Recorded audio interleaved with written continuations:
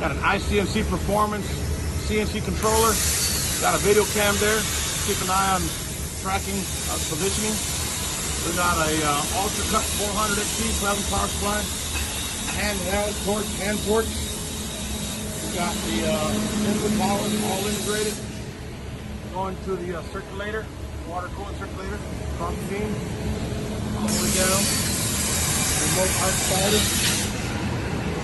photo sensors.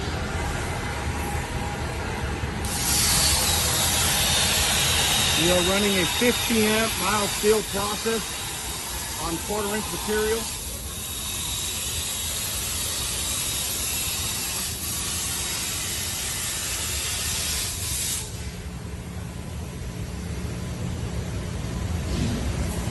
Beautiful, beautiful color.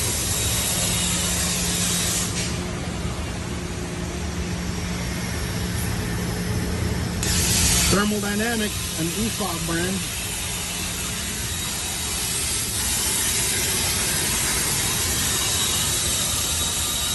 Equipped by IEPAV Automation.